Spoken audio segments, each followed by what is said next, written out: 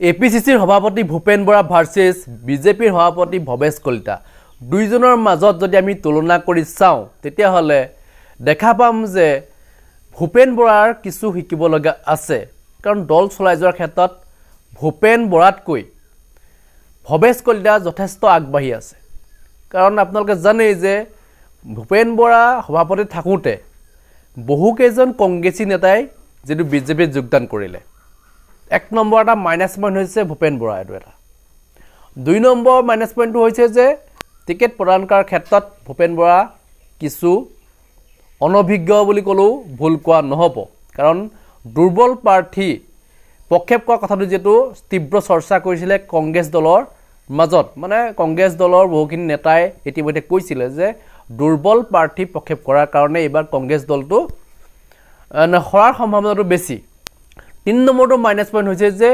একগোট হৈ যেনেধৰণে দলটো চলাই যাব লাগিছিলে আঞ্চলিক দলসমূহৰ লগত যেনেধৰণে মিলাপ্ৰীতিৰে দলটো চলাই যাব লাগিছিলে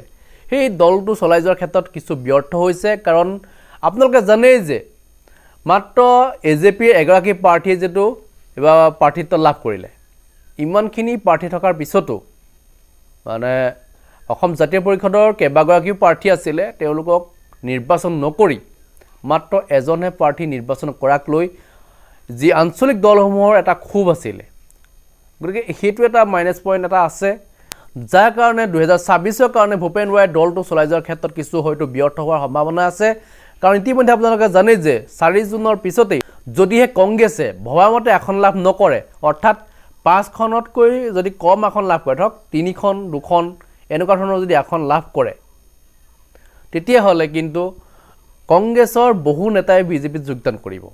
এনেকুৱা পৰ্যায়লৈ হয়তো যোৱাৰ সম্ভাৱনা আছে কাৰণ ইতিমধ্যে আপোনালোকে জানে যে বিধানসভা নিৰ্বাচনৰ পূৰ্বে এটা ডাঙৰ এটা গেম খেলিব কাৰণ মুখ্যমন্ত্ৰী হিমন্ত বিশ্ব শৰ্মাই আৰু নেতা নিম বুলি তেওঁ ভাবি আছে আৰু ইতিমধ্যে আপোনালোকে জানে যে ভৱেশ কলিতাৰ যি ৰণনীতি ভূপেন বৰাৰ লগত কিছু অমিল আছে মানে এবাৰ যি 2024 কাৰণে যেনে ৰণনীতি তৈয়াৰ কৰিলে ভূপেন বৰা হয়তো তাত কিছু ব্যৰ্থ হৈছে যাৰ কাৰণে আমি যিমানখিনি এখন লাভ কৰিম বুলি ভাবিছিলো সেই মতে হয়তো এখন লাভ নকৰিম এনেকুৱা এটা ধাৰণা কৰা হৈছে যাৰ কাৰণে এটা বহু প্ৰাৰ্থী এতিয়া মনে মনে আছে তেওঁলোকে ক'ব পৰা নাই যে আমি জিকিম না হাৰিম এটা কথা হ'ল যে আমি 5খন 6খন এখনৰ কথা কৈ আছো গতিকে সেই এখন লাভ কৰে নে নকৰে কংগ্ৰেছে এটা এটা কথা আছে যেটো চৰ্চালৈ আহিব আজি ভৱেশ কলিতাই প্ৰতিদিন টাইমৰ কাৰ্যবাহী সম্পাদক সুনীত ভূঞাৰ সৈতে যিখিনি কথা কৈছে তেখেতে সেই কথাখিনি চাই যদি আপোনালোকে কিছু কথা জানিব পাৰিব যে কেনে ধৰণে 2026 কাৰণে ভৱেশ কলিতা হাজু হৈছে কি কৈছে তেখেতে মই আপোনালোকক শুনাবলৈ বিচাৰিছো কাৰ লগত কথা পাতিম কোনখিনি কথা পাতিম ইতিমধ্যে আপোনালোকে গম পাইছে আৰু ভোট গণনা যিমানে চমু চাপি আহিছে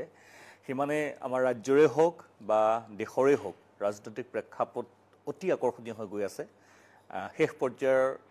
ভোটদান প্ৰক্ৰিয়া ইতিমধ্যে 1 তাৰিখে হ'ব আৰু তাৰ পিছতে ভোট গণনা অহা 5টা বছৰৰ কাৰণে কোনে আমাক শাসন কৰে হেয়া ৰাইজে ইতিমধ্যে নিৰ্ধাৰণ কৰিছে আৰু শেষ পৰ্যায়ত কৰিব আৰু এনে প্ৰেক্ষাপটতে আমি অসম আৰু দেশৰ কিছু কথা পাতিবৰ বাবে আগ্ৰহ প্ৰকাশ কৰিছো আৰু অশেষ ব্যস্ততাৰ মাজত এয়া ৰাজ্যিক বিজেপিৰ সভাপতি অসম ৰাজ্যিক বিজেপিৰ সভাপতি ভৱেশ কলিতা ডাঙৰীয়া আপোনাক স্বাগতম জনাইছো আৰু প্ৰথমতে আপোনাক ধন্যবাদ জনাইছো যে ইমান ব্যস্ততাৰ পিছত আপুনি পশ্চিম বংগৰ পৰা আহিছে নিৰ্বাচনী প্ৰচাৰ চলাই তাৰ পিছত এখিনি যে সময় দিছে প্ৰথমতে আপোনাক মই ধন্যবাদ জনাইছো মই বেলেগলৈ যাম বাৰু দেশৰ কথাও পাতিম আপুনি পশ্চিম বংগত নিৰ্বাচনী প্ৰচাৰ চলাই আহিছে নিৰ্বাচনী পশ্চিম বংগৰ কথাও অকমান আকৰ্ষণীয় হৈ আছে পাতিবলৈ চেষ্টা কৰিম কিন্তু প্ৰথমতে যদি সোধো যে অসমত ৰিজাল্ট কেনেকুৱা সব আমাৰ 3টা পৰ্যায়ত অসমত নিৰ্বাচন হৈ গ'ল 19 এপ্ৰিল 26 এপ্ৰিল আৰু 7 মে প্ৰথম পৰ্যায়ত 5খন হয় আৰু দ্বিতীয় পৰ্যায়ত 5খন আৰু তৃতীয় পৰ্যায়ত 4খন টোটেল 14খন আসন প্ৰথম পৰ্যায়ৰ 5খন হৈছিল আৰু 5খনে আমি আমাৰ বিজয় নিশ্চিত আছে কিন্তু সেকেন্ড পৰ্যায়ত আমাৰ নগাঁওখন যথেষ্ট টাপ হৈছে তো ক'ব লাগিব কৰিমগঞ্জ আমি ওলাই যাম শিলচৰ আমাৰ ভাল হৈছে ডিফু ভাল হৈছে দৰং ওদালগুৰি খুবেই ভাল হৈছে নগাঁও ভাল হৈছে কিন্তু নগৰৰ যেটো ভোটৰ সমীকৰণ যেটো মানে ডেমোগ্ৰাফি অনুসৰি তাত যিদৰে ভোটটো পৰিব লাগে মোৰ সন্দেহ আছে, কিন্তু থাপ ফাইট এটা হৈছে, আমি কণ্টেষ্টত আছোঁ। আৰু তৃতীয় পৰ্যায়ত কোকৰাঝাৰ, বৰপেটা, গুৱাহাটী এই তিনিখন আসনে আমাৰ মিত্ৰগোষ্ঠী, বিশেষকৈ গুৱাহাটী লোকসভাত আমাৰ প্ৰাৰ্থী, বৰপেটাত আমাৰ মিত্ৰগোষ্ঠীৰ প্ৰাৰ্থী, ঠিক তেনেদৰে 1 নং ST কোকৰাঝাৰ সমষ্টিত আমাৰ মিত্ৰগোষ্ঠীৰ প্ৰাৰ্থী বিজয় নিশ্চিত। ধুবুৰী আপুনি সুধিব পাৰে, ধুবুৰীত আপোনালোকে সকলোৱে জানে ধুবুৰী যিটো ডেম'গ্ৰাফি 27 লাখ ভোটাৰ, অসমৰ 14খন আসনৰ ভিতৰত হায়েষ্ট ভোটৰ সংখ্যা, পপুলেশ্যন ধুবুৰীত মোটামুটি অৰুণাচলৰ নিচিনা এখন ৰাজ্য বা মণিপুৰৰ নিচিনা এখন ৰাজ্য। তো তেনেকুৱা স্থলত তাত আমাৰ 22 লাখ মানে ভোট, ধৰ্মীয় সংখ্যালঘু। বাকী 5 লাখ আমাৰ হিন্দু ভোট আছে, আৰু হিন্দু ভোট 5 লাখ হৈছে, 5 লাখ বিজেপিক দিব এইটো কথা নহয়। সেই অনুপাতে আমাৰ যিজন জাভেদ ইছলাম ডাঙৰীয়া আমাৰ প্ৰাৰ্থী আছিলে অসম গণ পৰিষদৰ মিত্ৰগোষ্ঠীৰ, তেওঁ যথেষ্ট প্ৰতিদ্বন্দ্বিতা আগবঢ়াইছে, কিন্তু সময়ত ক'ব, কাৰণ তাত কংগ্ৰেছেও ভোট পাইছে, AIDF দলেও আজমল ডাঙৰীয়াও ভোট পাইছে, ৰকিবুল হুছেইন ডাঙৰীয়াও ভোট পাইছে, আৰু আমাৰ জাভেদ ইছলাম ডাঙৰীয়াও ভোট পাইছে। তিনিকোণীয়া প্ৰতিদ্বন্দ্বিতাত কোন ওলাই যায় তাৰ মানে ছবিখন এতিয়াও ক্লিয়াৰ নহয়, ধূসৰ এখন ছবি। এতিয়া মই প্ৰথমতে ৰাজ্যৰ কথাই পাতি ল'ম যে ধৰক বিৰোধীৰ যিখিনি তথ্য আমাৰ হাতলৈ আহিছে, ধৰক এজন সংবাদ মাধ্যমৰ সাধাৰণ কৰ্মী হিচাপে কিছু খবৰ আমি পাওঁ যে তেখেতসকলৰ মতে সমল বহুত থাকে, মানে যোৰহাট আসনখনক লৈ পেলাই কংগ্ৰেছ কনফিডেণ্ট। কংগ্ৰেছে যিমান কনফিডেন্সিয়েল নহয়, আমি তাতকৈ 200% কনফিডেন্সেৰে কৈছোঁ যোৰহাট লোকসভাত তপন গগৈ বিজয় নিশ্চিত। কিন্তু কলিতা ডাঙৰীয়া, কালিৰ দিনটোত এখন পত্ৰ ৰাজহুৱা হৈছে, আপুনি গম পাইছেনে মই নাজানো, সেইখন এখনত 2খন পত্ৰ ৰাজহুৱা হৈছে, এখনত চহী নাই, এখনত চহী আছে। তাত অসম গণ পৰিষদৰ ফালৰ পৰা তেখেতসকলে উল্লেখ কৰিছে, নদত তেখেতসকলৰ যিটো সমীক্ষা তাত তপন গগৈ জিকিব, আৰু এইটো কথা কিন্তু উল্লেখ আছে তাত যে তাত বিজেপিয়ে যিমান কোপাৰেট কৰিব লাগিছিলে অসম গণ পৰিষদক সেয়া কৰা নাই। নাই, এনেকুৱা হোৱা নাই। তাততো বিজেপি ইলেকশ্যন খেলিছে আৰু অসম গণ পৰিষদৰ সম্পূৰ্ণ সহযোগিতা আগবঢ়াইছে। হয়, না মই এইটো কাৰণেই সুধিছোঁ, কোনে এনেকুৱা পত্ৰ দিছে মই নাজানো, মই নিশ্চয় তেখেতসকলৰ যিজন সন্মানীয় সভাপতি বৰা ডাঙৰীয়াৰ লগত আমি আলোচনা কৰিম এইটো কোনে, আৰু তাত পত্ৰখনত কোনোবাই কৈছে যে বিজয় নিশ্চিত। বিজয় নিশ্চিত যদি গণ পৰিষদে কৈছে তেতিয়া অ'কে আছে, বিজয় নিশ্চিত বুলি কৈছে, কিন্তু ধৰক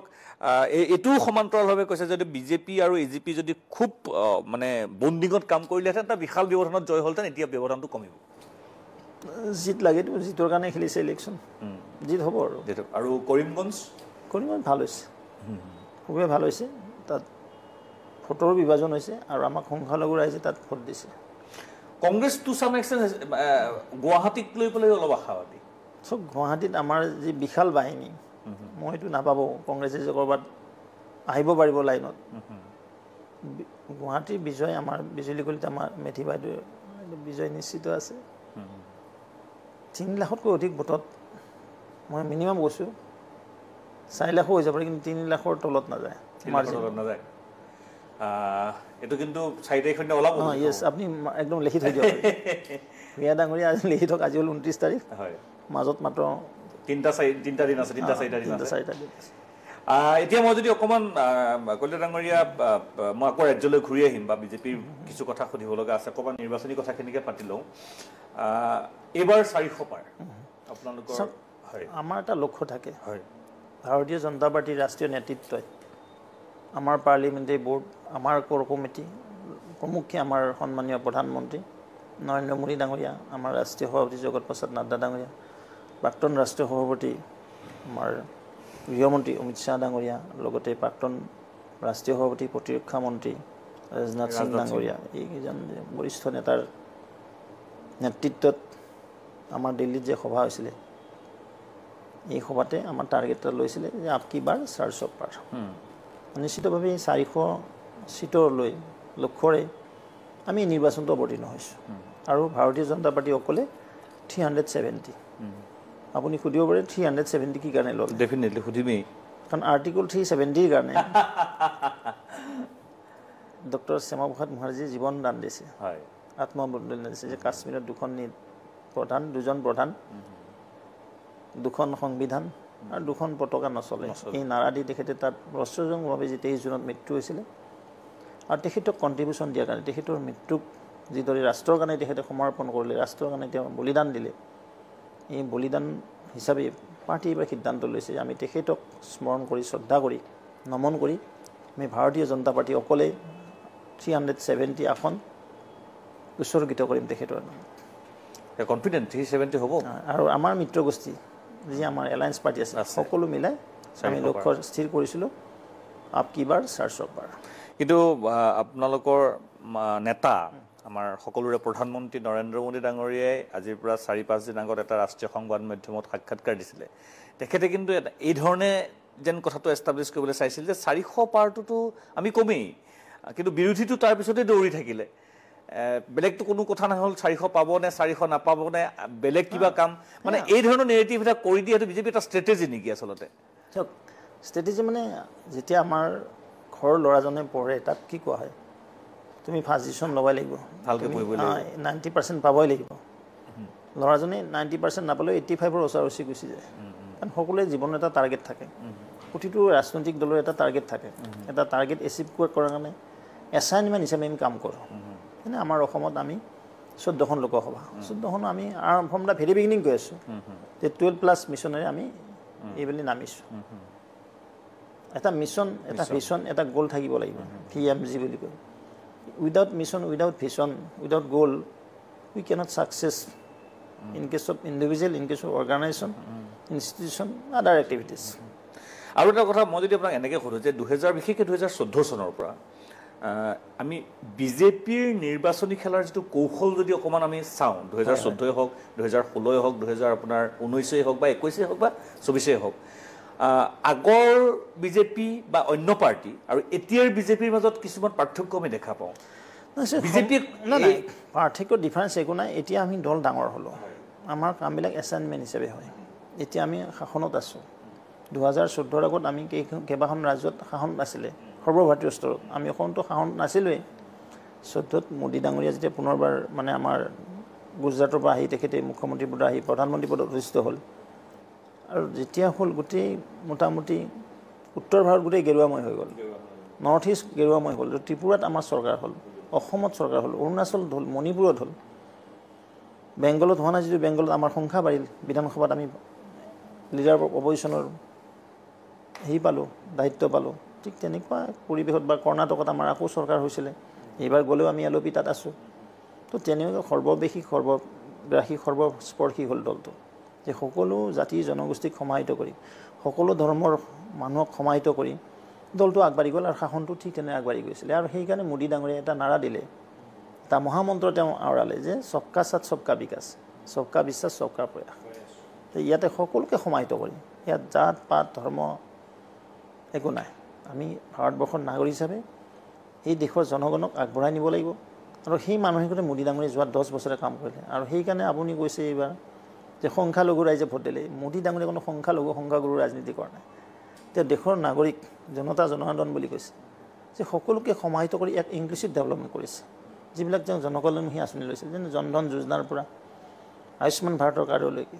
ইয়াত কোনো জাত পাত ধৰ্ম সম্প্ৰদায় তেখেতে বাচিব নাই যে দেশৰ নাগৰিক সৰ্বদিশত আগবাঢ়ি যাওক আৰু সেই মানসিকতে চৰকাৰখনে কাম কৰিলে কিন্তু সেই আধাৰতে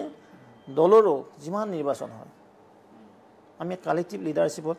আমি এক এফৰ্টছ দিছোঁ যে আমি সকলো আপোনালোকে সুধিছে এটা বাই ইলেকশ্যনটো ইমান জঁপিয়াই পৰে ডেফিনেটলি এটা পঞ্চায়ত ইলেকশ্যনটো আপোনালোকে যায় মিউনিচিপাল ইলেকশ্যনটো আপুনি দেখি পাইছিলে যে সকলো আমি এটা টিম হিচাপে কাম কৰিছোঁ এইটো আমাৰ এটা ভাৰতীয় জনতা পাৰ্টীৰ কাম কৰাৰ পদ্ধতি মই এটা কথা মই আপোনাক সোধোঁ যে এটা এলিগেশ্যন আছে বিজেপিৰ প্ৰতি যিটো কেনেকৈ আপোনালোকৰ দৃষ্টিত কি মই নাজানো যে ধৰক এতিয়া আপুনি কৈছে যে সবকা সাথ সবকা বিশ্বাস প্ৰয়াস গোটেইখিনি কৈছোঁ সকলোকে একেলগে লৈ যোৱা কিন্তু এলিগেশ্যনটো বিজেপিৰ বিৰুদ্ধে এনেকুৱা যে আপোনালোকে সৰু সৰু যিবিলাক ৰাজনৈতিক শক্তি আছে সেইখিনি গ্ৰাস কৰিছে কথাটো এনেকুৱা ধৰক এতিয়া কাৰ্বি আংলঙেই হওক বা টিৱাই হওক ৰাভাই হওক মই এইটো কথা কোৱা নাই যে সেই এপ্ৰ'চটো আপোনালোকৰ ফালৰ পৰা গৈছে তেওঁলোকো হয়তো আহিব পাৰে সেইটো মই নাজানো সেইটো আপুনি গম পাব সেই এলিগেশ্যনটো যিটো অভিযোগ আছে সেই অভিযোগটোৰ ওপৰত আপুনি কি ক'ব ভাৰতীয় জনতা পাৰ্টীয়ে কাকো গ্ৰাস কৰা নাই নকৰে সৰু সুৰা জাতি জনগোষ্ঠীক সদায় কোনোবাই যদি ইনস্পাইৰেশ্যন দিছে সেয়া হৈছে ভাৰতীয় জনতা পাৰ্টি তাৰ জ্বলন্ত জীৱন্ত উদাহৰণ BTC যেতিয়া অটলজী আৰু আদৱানীজীৰ নেতৃত্বত কেন্দ্ৰত চৰকাৰ আছিল NDA গভৰ্ণমেণ্ট আৰু তেতিয়াই আপুনি সকলো জানে যে জ্বলন্ত অগ্নিগৰ্ভ আছিল বড়োলেণ্ড তাত স্থায়ী শান্তি স্থাপন কৰিলে যদি কোনোবাই ক্ৰেডিট ল'ব পাৰে সেয়া হৈছে অটল বিহাৰী বাজপেয়ী ডাঙৰীয়া আদৱানী ডাঙৰীয়া যদি BTC চুক্তি নহ'লে হয় আজি বড়োভূমি কি হৈ গ'ল হয় হয়তো আমি কল্পনাৰ অতীত আছিলে পৰৱৰ্তী সময়ত মোদী ডাঙৰীয়া যেতিয়া প্ৰধানমন্ত্ৰী হ'ল আকৌ BTR চুক্তি কৰি অস্ত্ৰ সম্বৰণ কৰালে আজি বড়োভূমিত যিটো পিচ মেইনটেইন হৈছে মই মাজতে আপোনাক এটা কথা কওঁ এইটো ময়ো আপোনাক চাক্ষুষ অভিজ্ঞতাৰ সাক্ষী মই 3rd ফেজ ইলেকশ্যনৰ আগতে কোকৰাঝাৰত গৈছিলোঁ প্ৰমোদ বড়ো বা অপজিশ্যন সকলোৰে ইণ্টাৰভিউৰ বাবে ৰাতি মাজৰাতি আমি কোকৰাঝাৰত ঘূৰি ফুৰিছোঁ যিটো আমাৰ পঢ়ি থকা সময়ত সেইটো ভবাৰো অগোচৰ কল্পনাৰো অগোচৰ আছিলে সেইটো আপোনালোকক মই এইটো সংযোজন কৰিছোঁ আপোনালোকে ক্ৰেডিট পাইছে গোটেই বস্তুটো কিন্তু ধৰক তাৰ জনগণ ভাৰতীয় জনতা পাৰ্টিৰ প্ৰতি আকৰ্ষিত হৈছে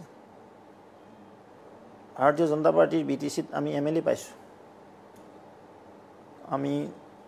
ইয়াত পাইছোঁ পানেৰীত আমাৰ সন্মানৰ এতিয়া স্পীকাৰ ডাঙৰীয়া বিশ্বজিৎ দৈমাৰী ডাঙৰীয়া অজয় ৰায় বিজনী সমষ্টিৰ পৰা নিৰ্বাচিত হৈছে কালাইগাঁৱত আমি ন্যূনতম মাৰ্জিনত হাৰিছোঁ মাজবাট ন্যূনতম মাৰ্জিনত হাৰিছোঁ আমি 4টা খেলিছিলোঁ 4টাৰ আমি 2টা জিতিবলৈ সক্ষম হৈছোঁ তেনেস্থলত সৰু জাতি জনগোষ্ঠী যিবিলাক আছে আৰু সকলো জাতি জনগোষ্ঠীৰ সমবিকাশ সমন্বয়ন একমাত্ৰ দল হ'ল ভাৰতীয় জনতা পাৰ্টি সদায় আছে আৰু কাৰ্বি চুক্তি আমাৰ দিনতে হ'ল আজি চুক্তিও কৰিলেও দল মানুহখিনি আকৰ্ষিত হৈছে যে এওঁলোকে আমাক এটা পন্থা দিলে এওঁলোকে আমাক এওঁলোকৰ যিটো সদিচ্ছা যে আমাক আগবাঢ়ি যোৱাৰ এটা সুবিধা সুযোগ দিছে অপৰচুনিটি কোনে দিছে বিজেপিয়ে দিছে আৰু সেই নিমিত্তে কেতিয়াও আমি কাকো গ্ৰাস নকৰোঁ তেওঁলোকে ভাবে যে বিজেপিৰ আইডিঅলজিত আমি কাম কৰি যাওঁ ন'বডি কেন চে এতিয়া মই অকণমান আজি চাওক আমাৰ লগত ৰাভা আছে তিৱা আছে কাৰ্বি আছে ডিমাচা আছে অল জাতি জনগোষ্ঠী ভাৰতীয় জনতা পাৰ্টিৰ আমৰিলাৰ তলত আছে এইকাৰণে আছে কোনোবাই যদি সুৰক্ষা দিছে আৰু তেওঁলোকৰ যিখিনি চেণ্টিমেণ্ট তেওঁলোকৰ যিখিনি ইডিঅলজিকেল কথা তেওঁলোকে যিখিনি প্ৰাপ্য ভাৰতীয় জনতা পাৰ্টিৰ পৰা পাইছে আৰু সেইকাৰণে তেওঁলোকে ভাৰতীয় জনতা পাৰ্টিৰ পিনে আকৰ্ষিত ক'ৰবাত আমি নাই যদিও আমাৰ লগত এলায়েন্সত আছে আৰু ক'ৰবাত ডাইৰেক্টলি তেওঁলোকে নিজে আহি ঠেঙালেই চাওক তিৱা চাওক দেউৰী চাওক মিচিং সোণোৱাল সকলো জাতি ক্ষুদ্ৰ ক্ষুদ্ৰ জাতি জনগোষ্ঠীক যদি কোনোবাই অকণমান কিবা সহায় কৰিব পাৰিছে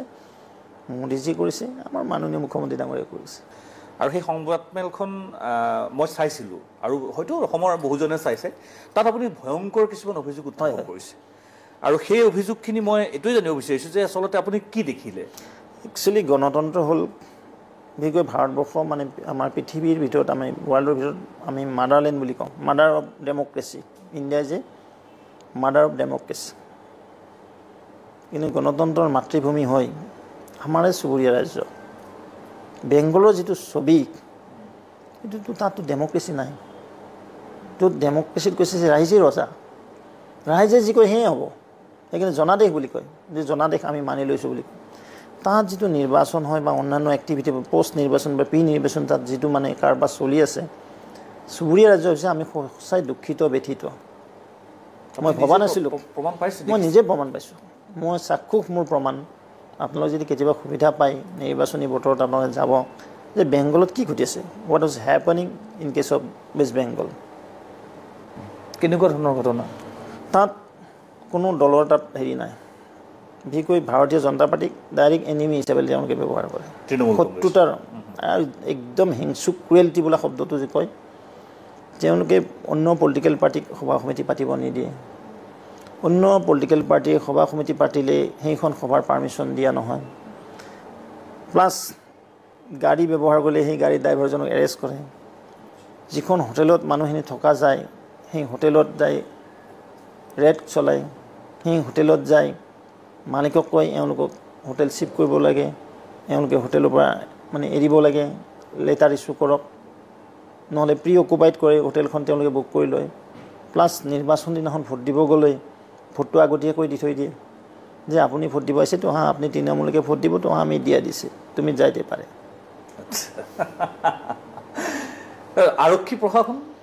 আৰক্ষী প্ৰশাসনে চৰকাৰৰ সপক্ষে কাম কৰে 200+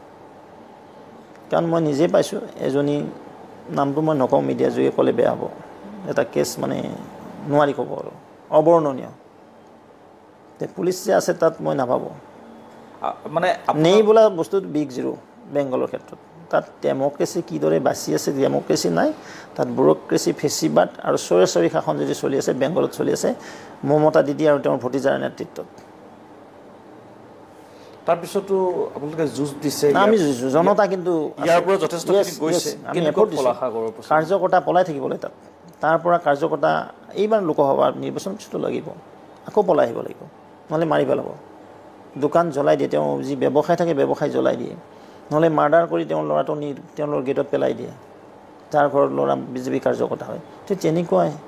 মানে ক্ৰুৱেলিটি তেওঁলোকে দেখাই আহিছে পঞ্চায়ত নিৰ্বাচন দেখিলোঁ বিধানসভাত দেখিলোঁ গাঁও পৰ্যন্ত জ্বলাই দিলে কেইবাজনো আপোনালোকৰ খবৰ কাগজ যোগে ওলাইছে মিডিয়া যোগে ওলাইছে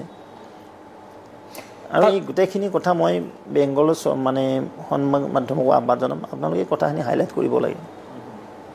কি ঘটি আছে আচলতে বেংগলত শাসনৰ নামত কি চলি আছে তাৰ কৰ্মীখিনিয়ে কেনেকৈ কৰি আছে বিজেপি বহুত মানে মই ধন্যবাদ দিছোঁ তেওঁলোকক কাৰণ তেওঁলোকে যিদৰে সংঘৰ্ষৰ মাজত জীয়াই আছে জুৰ মাজত জীয়াই থকাৰ নিচিনা পৰিৱেশত তেওঁলোকে একদম জ্বলন্ত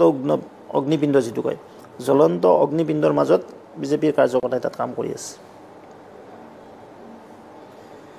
মই এতিয়া বেলেগ কথালৈ আহোঁ অকণমান আপুনি মোৰ যিমান দূৰ জ্ঞাত সেই তেতিয়াৰ পৰা অতীজৰে পৰা এটা নিৰ্দিষ্ট আদৰ্শতে আপুনি কাম কৰি আছে আপুনি ভৱেশ কলিতা 2016ৰ আগৰ ভৱেশ কলিতা আৰু এতিয়াৰ ভৱেশ কলিতা আপুনি খুব প্ৰচাৰ বিমুখভাৱে আপুনি সভাপতি বা মন্ত্ৰী হোৱাৰ পিছতহে আপোনাক মানুহে জানিছে বা গম পাইছে এয়া ভৱেশ কলিতা নামটো হয়তো জানে আৰু আপোনালোকৰ সেই সময়ত যিসকল বিজেপি কৰ্মকৰ্তা আছিল এই ধৰণেই কাম কৰে কোনো প্ৰচাৰ নিবিচাৰে একদম এটা সাধাৰণ জীৱন তেখেতসকল অতিবাহিত কৰে এই ধৰণৰ জীৱন যাত্ৰাতে কৰে আপুনি কোনোবা দিনা ভাবিছিলেনে যে আপুনি ৰাজ্যিক বিজেপি এতিয়া যিখন এইখন আসনত আপুনি বহি আছে যে মই এদিন ৰাজ্যিক বিজেপিৰ সভাপতি হ'ম চাওক আমি যেতিয়া দলত আছিলোঁ বহুত বিপৰ্যয় আছিল দলটো 91ত 10জনকৈ বিধায়ক আছিলে 91 বিধানসভাৰ নিৰ্বাচনৰ পিছতে মই বিজেপিত যোগদান কৰিছিলোঁ আৰু তেতিয়া মই আমাৰ যি বিদ্যাৰ্থী অনুষ্ঠান অখিল ভাৰতীয় বিদ্যাৰ্থী পৰিষদৰ সদস্য আছিলোঁ গুৱাহাটী ইউনিভাৰ্চিটিত আমি কাম কৰিছিলোঁ কলেজত পঢ়ি থকা দিনৰ পৰা হায়াৰ ছেকেণ্ডেৰী পাছ কৰি আমি এই দলত অন্তৰ্ভুক্ত আছোঁ মই নিজেই বজৰং দলৰ কনভেনৰ আছিলোঁ আৰু ট্ৰেইনিঙতো গৈছোঁ ৰামচিলান পূজাত গৈছোঁ আমি অযোধ্যা মুভমেণ্টৰ লগত ডাইৰেক্ট যি ইনভলভ আছিলোঁ আৰু তেতিয়া আমাৰ এটা উদ্দেশ্য আছিল যে পবিত্ৰ ৰাম মন্দিৰ হ'ব লাগে আৰ্টিকল 370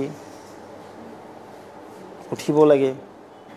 আৰু সেই মানসিকতাৰে অটলজীক প্ৰাইম মিনিষ্টাৰ বনোৱাৰ নিমিত্তে আমি একাকাৰ হৈ আমাৰ হাতত একো নাছিল এফৰ্ট একো নাই এক অন্ধকাৰ এখন ছবিৰ মাজত আমি কাম কৰি আছিলোঁ পৰৱৰ্তী সময়ত অটলজী হ'ল প্ৰাইম মিনিষ্টাৰ বহুত কাম কৰি থৈ গ'ল তেখেতে নৱভাৰতৰ তেখেত সৃষ্টিকৰ্তা বুলি কয় ৰূপকাৰ বুলি কয় অটলজীৰ নেতৃত্বত পুনৰ মোদীজী এতিয়া 2014ৰ পৰা আজিৰ তাৰিখলৈকে প্ৰধানমন্ত্ৰী হৈ আছে আমি যিখিনি বস্তু বিচাৰিছিলোঁ তেখেতসকলে আমাক দিছে তাৰ বাবে আমি ধন্যবাদ নিজকে আমি গৌৰৱিত বুলি ভাবোঁ কাৰণ আজি আৰ্টিকল 370 গুচি গ'ল আজি পবিত্ৰ ৰাম মন্দিৰ হ'ল লক্ষ লক্ষ স্বয়ংসেৱক লক্ষ লক্ষ আমাৰ কৰ সেৱক শ্বহীদ হ'ল বলিদান দিলে আৰু তেওঁলোকৰ যি এই বলিদান আজি ভাৰত ভূমিত ভাৰতবৰ্ষৰ জনগণে পাবলৈ সক্ষম হ'ল তাৰ পৰা কি লাগে আৰু আমি এজন কাৰ্যকৰ্তা হৈ আহি দলৰ বিভিন্ন সময়ত বিভিন্ন পদবী পালোঁ ৰাজ্যিক সম্পাদক ৰাজ্যিক সাধাৰণ সম্পাদক তাৰপিছত ৰঙিয়াবাসীৰ আহি বিধায়ক মন্ত্ৰী ৰাজ্যিক সভাপতি কিন্তু মই আপোনাক এনেকৈ আমি সেইজন ভৱেশ কলিতাই হৈ আছোঁ একেজন আছে ভৱেশ কলিতাৰ কোনো চেঞ্চ নাই দেই এইটো ক'লোঁ 100% সেই শিপাতে আছোঁ আমি সেই আদৰ্শতে থাকিম সদায় থাকিম কিন্তু মই আজি ক'লোঁ আপোনাক অন কেমেৰা কৈছোঁ নাই সেইটো খুব ভাল লাগিছে আৰু আপোনাক ব্যক্তিগতভাৱে ভৱেশ কলিতাক লৈ পেলাই কোনো একো কুৱেশ্যনো কৰিব নোৱাৰে কিন্তু মই আপোনাক এনেকৈ সোধোঁ যে ধৰক আপুনি ক'লে যে 91ৰ পিছত আপুনি বিজেপিত বা অখিল ভাৰতীয় বিদ্যাৰ্থী পৰিষদত আপুনি যোগদান কৰিছে সেইটো সময় ধৰক অসম আন্দোলন হৈ গৈছে তেতিয়াৰ শুনক তেতিয়া এটা ঢৌ আছিল ছাত্ৰ সন্থাৰ তাৰ বিপৰীতে ধৰক আপোনালোকে এটা আদৰ্শ শুনক তেতিয়া অসমৰ ৰাজনীতিৰ ছবিখন কমপ্লিট বেলেগ আছিল তেতিয়া অসমত অসম গণ পৰিষদ আৰু কংগ্ৰেছে আছিলে বিজেপি তেনেকুৱা সংগঠন নাছিল আমি স্পেচিফিক কিছুমান এৰিয়াত আছিলোঁ সমগ্ৰ ৰাজ্যখন আমাৰ সংগঠন নাছিলে। তো তাৰ পৰা আমি বহুত টেক কৰিব লগা হৈছে, বহুত কষ্ট কৰিব লগা হৈছে চাৰ্ভাইভ কৰাৰ কাৰণে। আহি আমি 2016তে চৰকাৰ কৰিছোঁ, 60খন আসন পাইছোঁ। তাৰ আগত আমাৰ 11 চনত মাত্ৰ 4জন, বাই ইলেকশ্যনত আমি শিলচৰ বিধানসভা পাইছোঁ। আমি আছোঁ, আপোনালোক ভোটটো দিম। হয়, জনগণে কিন্তু ভোট দিছিল, লোকসভাত ভোটটো দিয়ে। অসম গণ পৰিষদ কৰিলেও লোকসভাত বিজেপিক ভোট দিয়ে। কংগ্ৰেছ কৰিলেও কয় যে আমি বিধানসভাত কংগ্ৰেছক ভোটটো দিম, লোকসভাত কিন্তু অটলজীক ভোটটো দিম। কংগ্ৰেছৰ কেডাৰে মোক কৈছিলে, মই নাম কৈ দিব পাৰোঁ। তেনেকুৱা অটলজীৰ ওপৰত অটল বিশ্বাস আছিল জনতা, যে অটল বিহাৰী বাজপেয়ী ডাঙৰীয়া প্ৰধানমন্ত্ৰী হ'ব লাগে। সঁচাই তেখেত এটা মানে বিশ্ববিখ্যাত নেতা আছিলে। আৰু তেখেতৰ যি নেতৃত্ব, আজি 22টা দলত তেখেতে পৰিচালিত কৰি চৰকাৰ চলাইছিল, ধেমালি নাছিলে। আৰু তেতিয়া গোটেই আমাৰ ইমান চৰকাৰো নাছিল ৰাজ্যত। নৰ্থ ইষ্টততো বিগ জিৰ' হৈছিল, অৰুণাচলখন হৈছিল কেইদিনমানৰ কাৰণে, বাকীটো নাছিলে। আমি অসমত 2জন বা 4জন সাংসদ পাওঁ মেক্সিমাম, মেক্সিমাম 4 আৰু তেনেস্থলতো আমাৰ কেন্দ্ৰত চৰকাৰ আছিলে। নৰ্থ ইষ্টত নাছিলেই, এই অসমৰ পৰা যি গ'ল সেই আৰু অৰুণাচল বা 2জন পালোঁ, এইখিনি আছিলে। বেংগলত নাছিলেই। কিন্তু আজি ইয়াত ভাল পৰিৱেশ হ'ল, মোদীজীৰ নেতৃত্বত যিদৰে কাম কাজ হ'ল, জনতাই দেখিলে যে একমাত্ৰ দল হ'ল ভাৰতীয় জনতা পাৰ্টি, যিয়ে দেশখনক লৈ যাব পাৰিব। আৰু অসমৰ জনগণে আস্থা আৰু বিশ্বাসত ল'লে। সেইকাৰণে অসমৰ জনগণ, অসমৰ বিভিন্ন আমাৰ পৰম শ্ৰদ্ধেয় নেতাসকল আমাৰ দললৈ আহি যোগদান কৰিলে, যে তেওঁলোকে দেখিলে যে ভাৰতীয় জনতা পাৰ্টি এটা আছে। ভাৰতীয় জনতা পাৰ্টিত আমি আইডিঅ'লজিটো বিচাৰি পাইছোঁ, যে ভাৰতীয় জনতা পাৰ্টিৰ থ্ৰু দি ৰাজ্যখনৰ, দেশখনৰ আমি সেৱা কৰিব পাৰিম। আৰু সেই নিমিত্তে আজি ভাৰতীয় জনতা পাৰ্টি সৰ্বগ্ৰাসী, সৰ্বস্পৰ্শী, সৰ্বব্যাপী হ'ল। আৰু যি অসমৰ সকলো জাতি জনগোষ্ঠী ভাৰতীয় জনতা পাৰ্টিৰ আমৰিত আছে। কিন্তু মই যদি সোধোঁ যে সেই যিটো দিনৰ অটল বিহাৰী বাজপেয়ীৰ কথা আপুনি বহুতখিনি ক'লে, বা অটল বিহাৰী বাজপেয়ী ভাৰতৰ ৰাজনীতিত প্ৰাতঃস্মৰণীয় এজন ব্যক্তি। তেখেতে কোনোবাই বিৰোধী ৰাজনৈতিক দল হ'ব পাৰে, কিন্তু অটল বিহাৰী বাজপেয়ীক সত্তাটো কোনো অস্বীকাৰ কৰিব নোৱাৰে। কিন্তু এতিয়া সততে এটা অভিযোগ উত্থাপিত হয় যে সেই বিজেপি এতিয়া নাই। সেই বিজেপি আছে, এতিয়া বিজেপি পৰিয়ালটো ডাঙৰ হ'ল। তেতিয়াতো আমি মানুহ কম আছিলোঁ, আমাৰ তেতিয়া কাৰ্যনিৰ্বাহক সভা হৈছিলে, আপুনিও জানে, পণ্ডিত তীৰ্থনাথ শৰ্মাৰ সভাগৃহত, হৰিসভাত, আমাৰ পাণবজাৰ হৰিসভা। আজিকালিতো তাৰপিছত হৈছিলে আমাৰ এইখন বিষ্ণু নিৰ্মলা শিশু নেখ, এই তিনিটাই আমাৰ মেইন জেগা আছিলে। তাৰ পৰৱৰ্তী সময়ত এতিয়া আমি ডাঙৰ হল পালোঁ, জনতাই আমাক আঁকোৱালি ল'লে, সকলোৱে বুজি পালে। আৰু বিভিন্ন সম্প্ৰদায়ৰ সন্মানৰ ব্যক্তি হ'ল, জাতি জনগোষ্ঠী সকলোৱে বুজি পালে যে ভাৰতীয় জনতা পাৰ্টি এটা মানে দল, যিটো দলৰ জৰিয়তে আমি এইখন দেশখনক আগুৱাই নিম। আৰু সেই নিমিত্তে সকলোৱে ছাপোৰ্ট পালোঁ। আৰু সেইকাৰণে আজি বিশাল বাহিনীত আমি পৰিণত হ'লোঁ। 48 লাখ সদস্য আজি অসমত আছে, সেইটো তেতিয়া আমাৰ 1 লাখ সদস্যও নাছিল। পৰৱৰ্তী সময়ত আমি আহি 2.5 লাখ 3 লাখ এনেকুৱা আছিল। আমি 2014 চনলৈকে আমাৰ 2 লাখে সদস্য আছিল। কিন্তু আজি 48 লাখ। আৰু আমি ভোট পাইছিলোঁ বিধানসভা সমষ্টিবিলাকত 5,000, 10,000, 15,000, 20,000 ক্লিক কৰিব পৰা নাছিল। তেতিয়া চেগা চোৰাকৈ কেইবাটাও বিধানসভা আমাৰ জিতিছিল, কিন্তু কণ্টিনিউৱাছলি নহয়। আমি প্ৰতিখন জিলাতে জিতিছোঁ। আমি কাৰ্বি আংলং NC হিলত বাহিৰে উজনি, নামনি, বৰাক, ব্ৰহ্মপুত্ৰ সকলোতে আমি আসন পাইছোঁ। কাৰণ বৰাক ভেলীটো আমাৰ আছিলে। 2011 চন আমাৰ বৰাক ভেলী শূন্য হৈ গৈছিলে। পিছত বাই ইলেকশ্যন 14ত আমি সেইখন আসন শিলচৰ আসনখন দিলীপ পাল ডাঙৰীয়া পাইছে। তেনেকুৱা কথা, যেনেকুৱা আমাৰ সৰভোগ সমষ্টি ৰঞ্জিত দাস ডাঙৰীয়া 11ত তেওঁ নিৰ্বাচিত হৈছিল। ঠিক তেনে আমাৰ পাটাচাৰকুছি সমষ্টি 2006 চনত বিহালী সমষ্টি, 2001ত বিহালী সমষ্টি, ঠিক ৰামেশ্বৰ তেলী ডাঙৰীয়া, বসন্ত ফুকন ডাঙৰীয়া, আৰু এজন দিলীপ মৰাণ বুলি আছিলে ডুমডুমাত। তেনেকুৱা যেনেকুৱা আমাৰ সুশীল দত্ত আছিলে লামডিঙত আছিলে। হোজাইতকৈ আমি লামডিং আগতেই জিকিলোঁ। তেওঁ দুবাৰকৈ 2টা টাৰ্ম জিতিছিলে। তেনেকৈ ধুবুৰীত ধ্ৰুৱসেন ডাঙৰীয়া সদৰ সমষ্টি 1991 আমাৰ নিৰ্বাচিত হৈছিল। যে আমাৰ সকলোতে সংগঠন আছিল, কিন্তু আমি ক্লিক কৰিব পৰা আৰু জনতায়ো আস্থাত লোৱা নাছিল যে এওঁলোকে চৰকাৰ কৰিব পাৰিব নেকি। এটা কুৱেশ্যন মাৰ্ক আছিল। কিন্তু লাহে লাহে এই কুৱেশ্যন মাৰ্কটো আঁতৰি গ'ল, যে এওঁলোকেই ঠিক আছে, এওঁলোককে আমি আদৰি ল'ব লাগে। আৰু সেইকাৰণে আজি অসমৰ জনগণে ভাৰতীয় জনতা পাৰ্টিক আদৰি লৈছে। মই তাৰ বাবে অসম ৰাইজক মই ধন্যবাদ জ্ঞাপন কৰিছোঁ। আৰু এইবেলিও আমাক আদৰি ল'ব, যিদৰে আদৰি লৈছে, আদৰি ল'ব নলৈছে, মই এইটো মানে অকৃতজ্ঞ নহওঁ দেই ভূঞা ডাঙৰীয়া, যিহেতু জনতাই আমাক স্পণ্টেনিয়াছ ছাপোৰ্ট দিছে। যিদৰে ৰাইজ ওলাই আহিছিলে আমাৰ সভা সমিতিলৈ, বিৰতি বাট নোপোৱা। আমাৰ আপোনাক দেখিছে গুৱাহাটীত অমিত শ্বাহজী যিটো ৰোড শ্ব', তেখেতে কৈছে তেওঁ জীৱনত তেনেকুৱা ৰোড শ্ব' কোনোদিন পাৰ্টিচিপেট কৰা নাই। তেনে মোদীজীৰ যিখন নলবাৰী সভা, 3 ষ্টৰেজত হৈছে তেখেতে কৈছে মই মিটিং বহুত কৰিলোঁ এইখন মিটিঙত 3টা তৰফত মানুহ আহিছে এটা তৰফ ফিল্ডত আছিল এটা ৰাষ্ট্ৰীয় ৰাজমাৰ্গত আছিল এটা এখন ডাঙৰ অভাৰব্ৰিজ বনাইছে তাৰ ওপৰত মানুহ উঠিছিল দলৰ কাৰ্যকৰ্তা এই দল মোৰ প্ৰাণৰ প্ৰাণ মই দলটোক ভাল পাওঁ মই কৈছোঁ যে এই দলটো আমি জইন কৰিছিলোঁ যে অটলজীক এদিন এই দেশৰ প্ৰধানমন্ত্ৰী বনাব লাগে আৰু সেই নিমিত্তে একাকাৰ হৈ দিনে নিশা আমি কাম কৰিছিলোঁ এতিয়াও কৰি আছোঁ আজিলৈকে টিল টুডে মই ভাবোঁ দলৰ কাৰ্যকৰ্তা হিচাপে আমি দলটোক সকলোৱে ভাল পাওঁ আৰু দলৰ কিবা থাকে তেওঁলোকৰ কমপ্লেইন থাকে কিন্তু দলৰ মাজত আলোচনা হ'লে ভাল হয় ছ'চিয়েল মিডিয়া বা সামাজিক মাধ্যমৰ জৰিয়তে গ'লে দলৰ ডিচিপ্লিনটো ভংগ হয় কাৰণ এইটো দল অটল আদৱানীজী গঠন কৰা দল 1980 চনৰ 6 এপ্ৰিলত তাৰ আগতে 51 চনত যদি আমি যাওঁ বা 25 চনলৈকে যাওঁ এটা ধাৰালৈ এই দল আহিছে এই ভাৰত ভূমিত এটা ধাৰা প্ৰতিষ্ঠা কৰাৰ কাৰণে সাংস্কৃতিক ৰাষ্ট্ৰবাদ প্ৰতিষ্ঠা কৰাৰ কাৰণে আহিছে কোনো ইয়াত শাসন শোষণৰ কাৰণে এই দলটো নহয় সকলোৱে জনা উচিত যে মই কিবা পাম বুলি এই দলত যোগ নগৈছোঁ তুমি মিছা কথা এই দলত আহিছোঁ আমি সাংস্কৃতিক ৰাষ্ট্ৰবাদ উদ্ধাৰ কৰাৰ কাৰণে ভাৰত যি ঋষিমুনিৰ এখন দেশ এই সাতাম পুৰুষীয় যি সংস্কৃতি এই সংস্কৃতি হাজাৰ বছৰলৈ জীয়াই ৰখাৰ যিদৰে প্ৰভু ৰামৰ আমি প্ৰবাদ পুৰুষ পুৰুষোত্তম প্ৰভু ৰামৰ জন্মভূমি ৰাম মছজিদ আজি মানে বাবৰি মছজিদৰ ঠাইত ৰাম মন্দিৰ হ'ল 1989 চনত তেতিয়া ৰাষ্ট্ৰীয় সভাপতি লালকৃষ্ণ আদৱানীৰ বলিষ্ঠ নেতৃত্বত ৰাষ্ট্ৰীয় অধিৱেশনত বা ৰাষ্ট্ৰীয় কাৰ্যনিৰ্বাহক সভাত সিদ্ধান্ত আছিল যে পবিত্ৰ ৰাম মন্দিৰ ৰাম জন্মভূমিত হ'ব লাগে অযোধ্যাত হ'ব লাগে আজি নিশ্চয়ভাৱে ৰাম মন্দিৰ আমি পালোঁ মই ভাবোঁ কিবা সৰু সুৰা ব্যক্তি স্বাৰ্থ থাকে ক'ব লাগে দলৰ কথা দলৰ মাজত আলোচনা হ'লে ভাল হয় তাকে নকৰি সংবাদ মাধ্যমৰ আগত ক'লেতো সংবাদ মাধ্যমে সলিউশ্যনটো বা ৰিজল্ভ কৰিব নোৱাৰে বা কোনোবাই ছ'চিয়েল মিডিয়াত লিখি এটা সমস্যাৰ সমাধান কৰিব পাৰে যেতিয়া ঘৰৰ কিছু ইছ্যু হয় ঘৰতে ডাঙৰ ভাই জ্যেষ্ঠ ভাই সৰু ভাই চব মিলি যেতিয়া আলোচনা কৰে মই ভাবোঁ it is a very very healthy all over আছ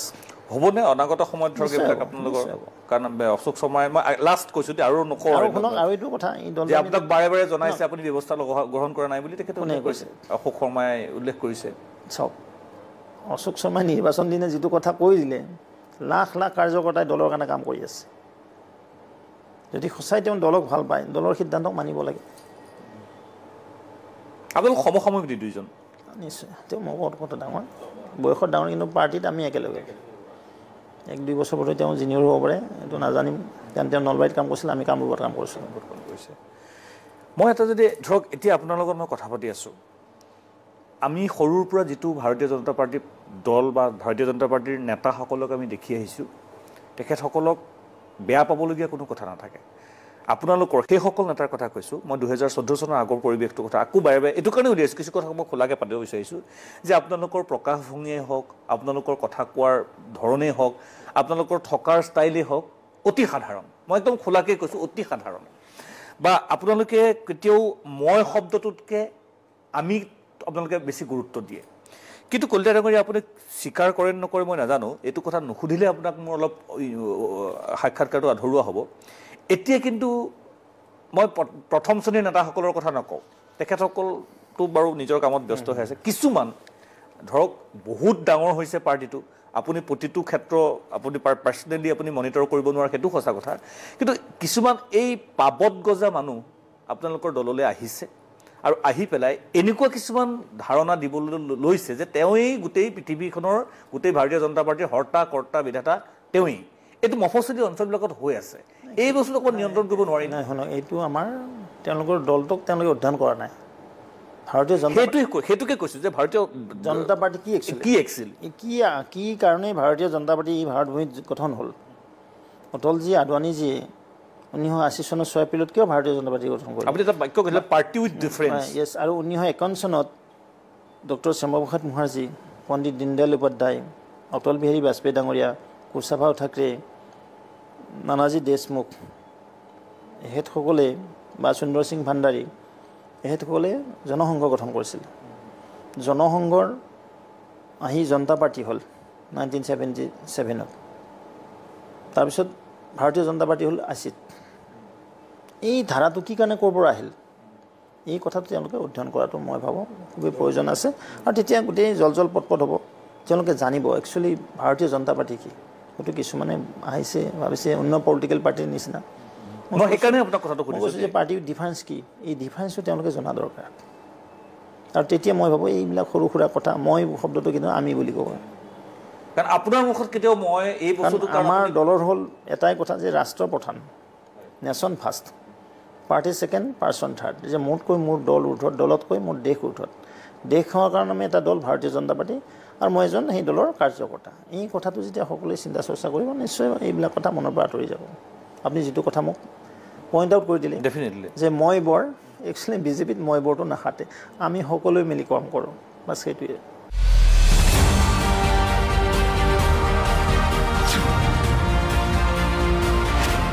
এই আপোনালোকৰ এইবিলাক কথা বতৰা সংবাদ মাধ্যমত খবৰ ওলাই থাকোঁতেই অখিল গগৈ এটা মানে সাৱধানবাণীয়ে শুনাইছে আপোনাৰ একচুৱেলি যে ধৰক তেখেতে 5জন সভাপতিৰ কথা কৈছে যে ৰমেন ডেকা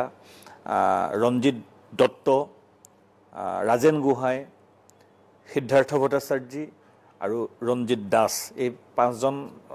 প্ৰাক্তন সভাপতি ৰাজ্যিক বিজেপিৰ যে তেখেতসকলৰ এতিয়া গুৰুত্বটো ৰাজ্যিক বিজেপিত নাই আৰু আপুনিও সেই দিশে তাতে আপুনি যাতে সেই তাত নামটো ভৰ্তি নহয় অকণমান সাৱধান হ'ব লাগে তেনেকুৱা কিবা কথা বতৰা আছে নেকি চাওক এইটো মোৰ কাৰণে অখিল গগৈৰ কথা বাদ দিয়ক অখিল গগৈ নিজে হাৰি কাৰণে তেওঁ কি ক'ব ইয়াত মই কওঁ আজি আপোনাক ৰমেন ডেকা ডাঙৰীয়া আমাৰ ৰাজ্যিক সভাপতি আছিলে 2009ৰ পৰা এটা টাৰ্ম আছিল তেখেতে দুবাৰকৈ তেখেত সাংসদ হৈছে এতিয়াও তেখেতে আমাৰ প্লেনিং মানে চিটা আয়োগৰ উপাধ্যক্ষ হৈ আছে সন্মানীয় পদত আছে উইথ কেবিনেট ৰেংক ঠিক আছে ৰাজেন গোহাঁই ডাঙৰীয়া কেবিনেট ৰেংক আছিলে ৰঞ্জিত দত্ত ডাঙৰীয়াই এইবেলি আমাৰ পাৰ্লিমেণ্টত আসন দিয়া হৈছে শোণিতপুৰ লোকসভাত সন্মান দিয়া হৈছে তেওঁ বহুত বছৰ ধৰি বিধানসভাত থাকিলে মন্ত্ৰী হ'ল তেওঁ এইবাৰ দিল্লীলৈ পঠোৱাৰ প্ৰয়াস চলোৱা আছে আৰু নিশ্চয় তেওঁ বিশাল ব্যৱধানত প্ৰায় 5 লক্ষ ভোটত তেওঁ নিৰ্বাচিত হ'ব তাৰপৰা কি সন্মান লাগে কওক নাই এইটো চাব ৰঞ্জিত দাস ডাঙৰীয়া মোৰ ইমিডিয়েট প্ৰেচিডেণ্ট তেওঁ আজি 5টাকৈ বিভাগ লৈ সন্মানৰ মন্ত্ৰী হৈ আছে কেইবাখনো জিলাৰ তেওঁ দায়িত্বত আছে তেওঁ কোৰ কমিটিত আছে ইলেকশ্যন কমিটিত আছে ঠিক নাই সিদ্ধাৰ্থ ভট্টাচাৰ্য ডাঙৰীয়া ৰঞ্জিত দাস ডাঙৰীয়া সিদ্ধাৰ্থ ভট্টাচাৰ্য মন্ত্ৰী নহ'ল কিন্তু মন্ত্ৰী নহ'ল সেইটো বেলেগ কথা কিন্তু মন্ত্ৰীৰ যিহেতু ইয়াতে মুখ্যমন্ত্ৰী ডাঙৰীয়া আছে আপুনিও জানে আমিতো সেইটো মিলাব লাগিব কাৰণ 15% মন্ত্ৰীসভাৰ আসন পায় 15% অনলি আৰু যিহেতু মাননীয় মুখ্যমন্ত্ৰী মহোদয় আমাৰ ইয়াতে আছে আমাক আৰু কি লাগে তেতিয়া গোটেইখিনি আমাক সুবিধা দি আছে তাৰ বাবে তেওঁ হেৰি নহয় শুদ্ধও নহয় যে পাইছোঁ তেওঁ শিক্ষা বিভাগৰ নিচিনা এটা সন্মানীয় মন্ত্ৰী সংসদত দায়িত্ব পালন কৰি গৈছে ৰাজ্যিক সভাপতিৰ দায়িত্ব পালন কৰি গৈছে মিউনিচিপালিটি তেখেতৰ নেতৃত্বত আমি গঠন কৰিছিলোঁ প্ৰথমবাৰৰ কাৰণে তো সেইবিলাক এচিভমেণ্ট আছে আৰু সেই হিচাপে তেখেতক যি সন্মান দিব লাগে দলে সদায় সন্মান দি যাব তো কোনজন সভাপতিক আমি অপমান কৰিলোঁ এইটো অখিল গগৈ কৰিব পাৰে তেওঁলোকৰ কাৰণ অখিল গগৈহঁতে জানে কি কাৰবাৰ তেওঁলোক ভাৰতীয় জনতা পাৰ্টি সদায় জ্যেষ্ঠক সন্মান কনিষ্ঠক মৰম আৰু ইয়াত দুখন ফটো লাগি আছে কাৰ আছে চাওকচোন পণ্ডিত দীনদয়াল উপাধ্যায় ডক্টৰ শ্যামাপ্ৰসাদ মুখাৰ্জী এই প্ৰাতস্মৰণীয় ব্যক্তিসকলক আমি স্মৰণ কৰোঁ আৰু আমাৰ প্ৰাক্তন সভাপতিসকলক তেখেতসকলে যিখিনি দলৰ কাৰণে দি থৈ গ'ল সেইখিনি সদায় আমাৰ কাৰণে যুগ যুগ ধৰি মানে নবল হৈ থাকিব বৰঙণি হৈ থাকিব সেইটো কোনেও কোৱা নাই নহয় যে তেওঁলোকে কাম কৰা নাই বুলি কোনজন সভাপতি কোনোবা আঙুলি তোমাক ক'ব পাৰিব নেকি অমুকজনে কাম কৰি থৈ যোৱা নাই আজি ৰাজেন গোহাঁই ডাঙৰ ৰেল মন্ত্ৰী নিচিনা মন্ত্ৰী পাইছে মোদীজীৰ নেতৃত্বত আজি ৰামেশ্বৰ তেল ডাঙৰীয়া জ্যেষ্ঠ তেওঁ পাইছে মন্ত্ৰী পাইছে পেট্ৰলিয়াম নিচিনা ইমান গুৰুত্বপূৰ্ণ মন্ত্ৰী অসমৰ পৰা পাইছে তো কি হৈছে যে জ্যেষ্ঠক সদায় সন্মান দি থকা হৈছে কাৰণ ৰামেশ্বৰ তেলি 2001ৰ পৰা MLA হৈছে দুবাৰকৈ তেওঁ সাংসদ হ'ল আজি কামাখ্যা অৱস্থাত আছে ডাঙৰীয়া এই কেইবাদিন ধৰি আগতে আছে পাৰ্টিত 20-25 বছৰ তেওঁ দলক ডাইৰেক্টলি সেৱা দিলে তেওঁ লোকসভাৰ সাংসদ হ'ল ৰাজ্যসভাৰ সাংসদ হ'ল এবাৰ আকৌ লোকসভা তেওঁ কাজিৰঙা টিকট পাইছে তো কি হৈছে নিশ্চয় ভাৰতীয় জনতা পাৰ্টীৰ জ্যেষ্ঠসকলক সদায় সন্মান কৰিছে আৰু সন্মান কৰি যাব তাত কোনো অখিল গগৈৰ নিচিনা মানুহৰ মাৰ্গদৰ্শনৰ প্ৰয়োজন নাই তেওঁ নিজৰ দলটো ঠিক কৰি ৰাখক কিমান বা আছে মই নাজানো এতিয়া মই আপোনালোকৰ চৰকাৰখনলৈ আহোঁ অসম চৰকাৰ ডক্টৰ হিমন্ত বিশ্ব শৰ্মাৰ নেতৃত্বাধীন অসম চৰকাৰখন কিন্তু কলিতা ডাঙৰীয়া ধৰক এতিয়া পৰিমল শুক্লবৈদ্য মন্ত্ৰী আছিলে তেখেতকো আপোনালোকে নতুন এতিয়া মই কৈ যাওঁ পৰিমল শুক্লবৈদ্য ডাঙৰীয়া 91ত তেওঁ বিধায়ক তেওঁ ME স্কুলত টিচাৰ আছিল জানে সেই স্কুলৰ চাকৰি ৰিজাইন দি বিজেপিৰ অন্ধকাৰময় পৰিৱেশত আহি বিজেপিৰ টিকট লৈ তেওঁ বিধায়ক হৈছে 4th টাইম তেওঁ বিধায়ক মন্ত্ৰী হ'ল দুবাৰকৈ আৰু এইবাৰ শিলচৰ নিচিনা সন্মানীয় আসন সেইখন তাত বহুত বাগা নেতা সাংসদ হৈ গৈছে আপোনালোকেও জানে গোবিন্দ বৰগাষ্টই হওক বা সন্তোষ মোহন দেৱ ডাঙৰীয়াই হওক এনেকুৱা ব্যক্তি তাৰ পৰা হেৰি হৈছিলে তাত এইবাৰ পৰিমল শুক্লবৈদ্যক আমি প্ৰাৰ্থিত্ব দিছোঁ আৰু তেখেত বিশাল ব্যৱধান জিতিব প্লাছ তেখেত মন্ত্ৰী আছিল তাত উপ নিৰ্বাচন হ'ব ৰঞ্জিত দত্ত ডাঙৰী সমষ্টিত উপ নিৰ্বাচন হ'ব বিহালী ঠিক ফণীভূষণ চৌধুৰী ডাঙৰী আপুনি জানে 85ৰ পৰা বিধায়ক সেই তেখেতৰ ঠাইত উপ নিৰ্বাচন হ'ব জয়ন্ত বসুমতাৰীৰ ঠাইত উপ নিৰ্বাচন হ'ব নহয়নে তো তেনেকুৱা ৰাজ্যসভাৰ দুখন আসনো সৰ্বানন্দ সোণোৱাল ডাঙৰীয়া কামাখ্যা প্ৰসাদ তাছা ডাঙৰীয়া তো এইবিলাক আমাৰ কাম আকৌ উপ নিৰ্বাচনত আমি প্ৰস্তুত হ'ব লাগিব এতিয়া মই যদি আপোনাক কওঁ যে পৰিমল শুক্লবৈদ্যৰ দৰে নেতাক আপোনালোকে ইয়াত মন্ত্ৰী পৰিষদ পদটো খালী কৰিবৰ কাৰণে পঠোৱা হ'ল নে সঁচাকৈ চাওক সেইটো এছ চি ৰিজাৰ্ভ হ'ল বহুতে বুজি পোৱা নাই কৰিমগঞ্জ আছিলে আৰু না আগতে কৰিমগঞ্জখন আছিলে নহয় আগতে বৰাক উপত্যকাটো আছিলে কিন্তু আমি ক্লিক কৰিব লাগিব না আপুনিতো ইমান সহজ নহয় পৰিমল শুক্লবৈদ্যৰ অসমৰ কাৰণে এটা ফেচ বৰাক নো কমপ্লেইন পাৰ্চন সেইকাৰণে তেহেঁতক আমি প্ৰাৰ্থিত্ব দিছোঁ আৰু সেইকাৰণে আমাৰ কাৰণে ইজি হৈ গ'ল ছিটখন হয়তো নতুন মানুহ এজন দিলে আমাৰ অকণমান টাব হ'ল হয় জিতিলেই হয় কিন্তু আমি বেছি কষ্ট কৰিব লাগিব তাতকৈ আমি ইমান কষ্ট কৰি থকাতকৈ সেইখিনি কষ্ট এইটো কৰিমগঞ্জত কৰোঁ শিলচৰটো আমি ইজি কৰি ল'লোঁ যিটো তাত ডেম'গ্ৰাফি কম ঠিক নাছিলে সেইকাৰণে আমি কৰিমগঞ্জ ছিটখনো জিতিবলৈ সক্ষম হ'লোঁ 100%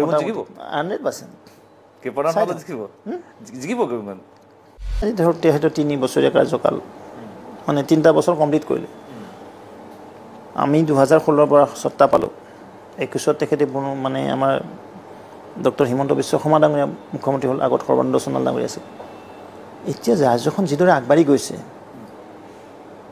মই ভবা নাছিলোঁ বহুত চব বস্তুৰ দামৰটো বেলেগ আহিব কাৰণ আমি কাম কৰাটো আমাৰ কমি গ'ল না আমি খেতি বাতি নকৰা হ'লোঁ বেলেগৰ পিনে চাই থাকোঁ অলপ বস্তু ওলায় মানে ক্ৰেতা বিক্ৰেতাৰ কথা আহি পৰিছেতো আগতে বিজেপি আন্দোলন কৰিছিলে কিন্তু বস্তু দাম বঢ়াওঁতে না এতিয়া মই বুজি পালোঁ এতিয়া আন্দোলন কৰি আমি এইটো ৰিজল্ভ কৰিব নোৱাৰোঁ প্ৰডাকশ্যন বৃদ্ধি কৰিহে পাৰিম ৰাস্তাত ওলাই বস্তু বাহিনীৰ দাম কিন্তু নকমায় তেনেকুৱা কিবা প্লেটফৰ্ম এখন প্ৰডাকশ্যন নিশ্চয় কৃষি ক্ষেত্ৰত মই ভাবোঁ এই এগ্ৰিকালচাৰ ছেক্টৰত আমি আৰু থ্ৰাষ্ট দিব লাগিব আৰু কিছু FPC যিদৰে গঠন কৰিছে মই ভাবোঁ সেইখিনি এনাফ নহ'ব এগ্ৰি বেছ ইণ্ডাষ্ট্ৰি হওক এগ্ৰিকালচাৰ ভাল মাৰ্কেটো দিব লাগিব মই নিশ্চয় ভাবোঁ আমি আকৌ উভৈনদী সামগ্ৰী হ'লে মূল্যবৃদ্ধিটো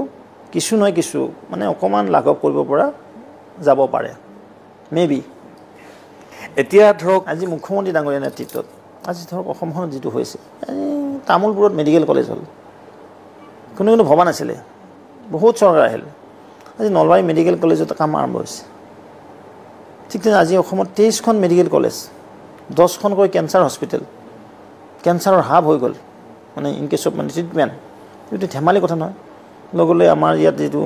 প্ৰায় 27,000 কোটি টকাৰ ইনভেষ্টমেণ্ট হ'ল ছেমি কণ্ডাক্টৰ যিটো আমাৰ জাগিৰোডত হিন্দুস্তান লিভাৰৰ যিটো এৰিয়া আছিলে হিন্দুস্তান পেপাৰ মিলৰ তাত যে 27,000 কোটি টকা ইনভেষ্টমেণ্ট হ'ল টাটা মানে হেৰি দিলেই কিন্তু ধেমালি নহয় তাততো প্ৰায় 35,000 যুৱক যুৱতী এনেদৰে এটা এংগেজমেণ্টৰ স্ক'প পাই গ'ল তো যেনেকৈ আজি ৰাজ্যখন যিদৰে আগবাঢ়ি গৈছে ৰাস্তা ঘাট হওক মেডিকেল হওক শিক্ষানুষ্ঠান আজি হাইস্কুলবিলাক মডেল হাইস্কুল বনোৱাৰ ব্যৱস্থা লৈছে প্ৰতিটো বিধানসভা সমষ্টিত 3খনকৈ এক ইউনিফৰ্ম দি ৰাখি প্ৰতিটো বিধানসভা সমষ্টিত এখনকৈ ষ্টেডিয়াম উঠি অহা প্ৰজন্মৰ যুৱক যুৱতীসকলক ক্ৰীড়াৰ প্ৰতি ধাউতি ক্ৰীড়ানুৰাগী স্পৰ্টছ পাৰ্চন বনোৱাৰ নিমিত্তে এইবিলাক কথাই কি হৈচাইছে আৰু সেইকাৰণে জনগণ ওলাই আহিছে সেইকাৰণে সকলোৱে ভাৰতীয় জনতা পাৰ্টিৰ সপক্ষে এই নিৰ্বাচন ভোট দিয়া দেখিবলৈ আমি পাইছোঁ আমি কিছুমান সমষ্টিত আপোনাক আজি ক'বলৈ ভাল লাগিছে আমি বিৰোধী দেখাই নাপালোঁ যেনেকৈ শোণিতপুৰ লখিমপুৰ কাজিৰঙা বৰপেটা একদম মই ভাবিছিলোঁ অলপ টাপ হ'ব নেকি কোনো টাপ বোলা বস্তুটোৱে নাহিলে যোৰহাটত আপোনালোক চব জঁপিয়াই পৰিব লগা হৈছে নাই নাই চাওক যোৰহাটৰ কামত তাৰ সেইটো বেলেগ আছিলে আৰু মই আপোনাক এদিন ভালদৰে কম ঘটনাটো কি যোৰহাটত কিন্তু ভাল হৈছে মাজুলীত আমি ভাল মাৰ্জিন হ'ব যোৰহাট সদৰ সমষ্টিত আমি ভাল ভোট পাম থাওৰা মাহমৰা মৰিয়নি সোণাৰী তিতাবৰত তৰুণ গগৈদেৱে মানে তাত বহু বছৰ তেখেত বিধায়ক হ'ল তেওঁলোকৰ পৰিয়ালৰ ঘৰ আছে তিতাবৰত তেওঁলোকে অলপ ভোট পাব কিন্তু এইটো নহয় যে সেইটো সমষ্টিৰ পৰা গোটেই লোকসভাটো জিতি যাব পাৰিব মই চাওক আপুনি আপোনালোকক পাতিব পাৰি কাৰণে মই কথাটো পাতিছোঁ চাওক যে এতিয়া আপুনি ধৰক কাৰ্যকৰ্তাসকলে আপোনালোকৰ কাম কৰি আছে এতিয়া যোৰহাটৰ কথাটো ক'ল কাৰণে মই হঠাৎ বদলাই আহিলে ৰাণা গোস্বামী ৰাণা গোস্বামীয়ে যোগদান কৰিছে, কোনো ক'ব লগা নাই তাত যোগদান কৰিছে। কিন্তু ধৰক বিজেপিৰ যিখিনি মানুহে যোৰহাটত আজন্ম ৰাণা গোস্বামীৰ আইডিঅলজিৰ বিৰোধিতা কৰি বিজেপি কৰি আহিছিলে, হঠাৎ ৰাণা গোস্বামী আহিলে, আহি পেলাই ষ্টেট ভাইচ প্ৰেচিডেণ্ট। চাওক, তেওঁ এটা এইখিনি ক'ৰবাত নাই, আপুনি ঠিকেই কথা কৈছে, কিন্তু ৰাণা গোস্বামী ডাঙৰীয়া দলৰ কাৰ্যকৰী সভাপতি, বুজি পাইছেনে? আমাৰো কিছুমান দলৰ নিয়ম থাকে। আপুনিও জানে নেকি, সৰ্বানন্দ সোণোৱাল ডাঙৰীয়াক যেতিয়া আমি যোগদান কৰা আছিল, লগ কোৰ কমিটিৰ সদস্য দিয়া হৈছিলে, সংবিধানো সলনি কৰা হৈছিলে তেখেতৰ সভাপতি পাতোতে। তাৰপিছতে আমাৰ মাননীয় মুখ্যমন্ত্ৰী মহোদয় তেখেতকো আমি জইন কৰাৰ পিছতে কোৰ কমিটিৰ সদস্য দিয়া হৈছে, কাৰণ দিবই লাগিব। কয় যে যোগ্য মানে বসুন্ধৰা বুলি কয়, ছাৰ্ভাইভেল অফ দ্য ফিটেষ্ট। কাৰণ সন্মানৰ ব্যক্তি এজনে যেতিয়া দলৰ মুৰব্বী পদত থাকি এটা দলত আহি যোগদান কৰিব, তেওঁ ক'ৰবাত নহয় ক'ৰবাত এওঁ ভিপিহে দিয়া হৈছে, কিন্তু তাত কাৰ্যকৰী সভাপতি।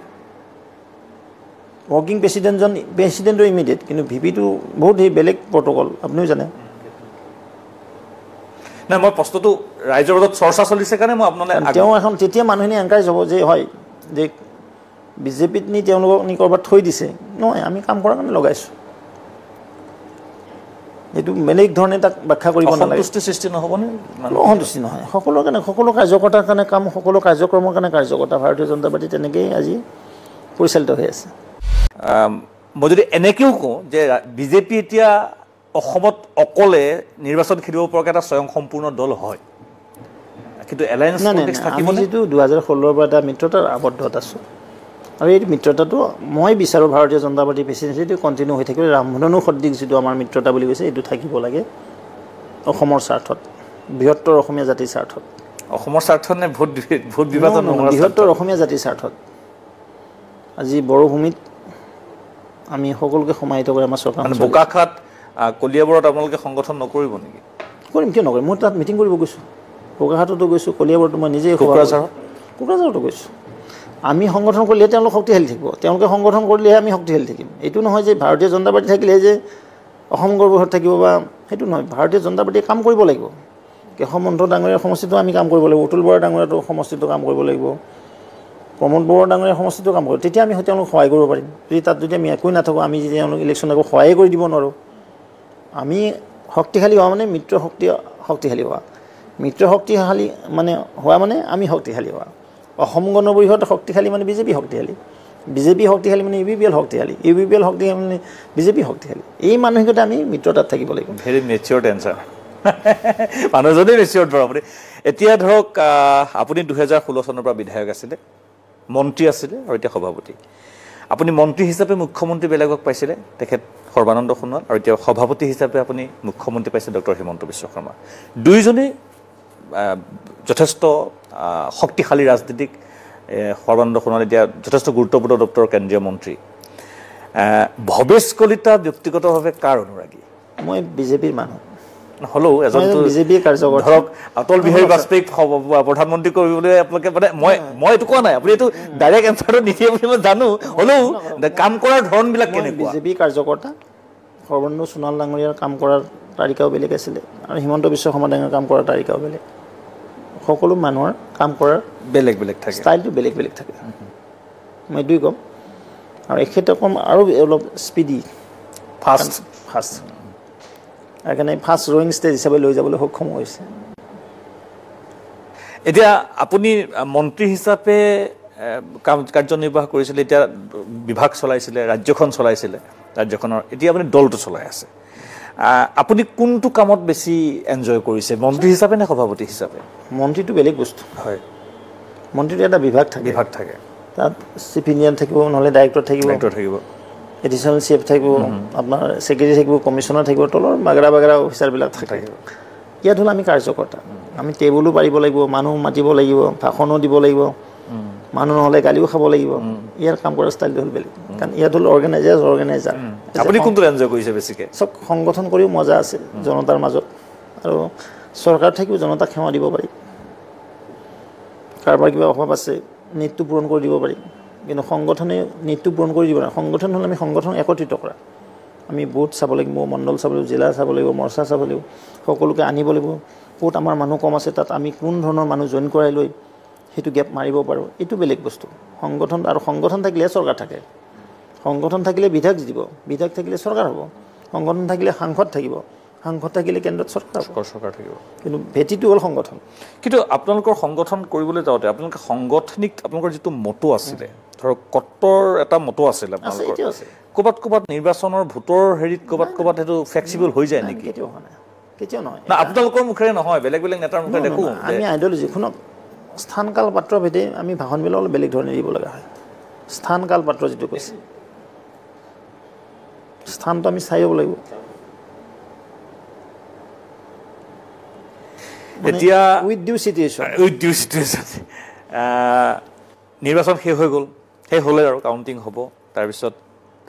আপোনাৰ কাৰ্যকালৰ কথাও আহিলে ৰাজ্যিক বিজেপি হিচাপে। চাওক, আমাৰতো জুনৰ পিছত চৰকাৰ হোৱাৰ পিছত সংগঠন নিৰ্বাচন, চৰকাৰ হ'বই, চৰকাৰ ডেফিনেট 100% আৰু পুনৰবাৰ প্ৰধানমন্ত্ৰী পদত অধিষ্ঠিত হৈ আছে মোদী ডাঙৰীয়া, ইয়াত কোনো কুৱেশ্যন নাই, নিঃসন্দেহে মই কৈছোঁ, মই ষ্ট্ৰংলি কৈছোঁ, বল্ডলি কৈছোঁ, মোদী ডাঙৰীয়া তৃতীয়বাৰ কাৰণে প্ৰধানমন্ত্ৰী হৈ আছে। তাৰপিছতে আমাৰ সংগঠন নিৰ্বাচন হ'ব। আমি আকৌ আমাৰ এক্টিভ মেম্বাৰ বনাব লাগিব, সক্ৰিয় সদস্য, ভোটাৰ তালিকা বনাব লাগিব। 26 পালেহি, কাৰণ আমাৰ দলটো এটা ইণ্টাৰনেল ডেম'ক্ৰেচি আছে। আমি 3 বছৰীয়া টাৰ্ম, 3 বছৰীয়া টাৰ্ম যেতিয়া কমপ্লিট হয়, সংগঠন নিৰ্বাচন হয়, মানে টাৰ্ম শেষ নহওঁতে। তাৰপিছতে বুথ কমিটি হ'ব, মণ্ডল হ'ব, জিলা হ'ব, ৰাজ্যিক হ'ব, ৰাষ্ট্ৰীয় হ'ব। নাই সেইটোৱে সুধিছোঁ যে ইয়াৰ পিছত আমি আপোনাক ইয়াতে দেখিবলৈ পাম নে কাৰ্যকৰ্তা? নে মই প্ৰথমে কৈছোঁ, মই এজন কাৰ্যকৰ্তা। কাৰ্যকৰ্তাক য'তে যি দিয়ে সেই সন্তুষ্ট হ'ব। মই ভাল লাগিল সময়খিনি দিয়াৰ বাবে, আৰু ধৰক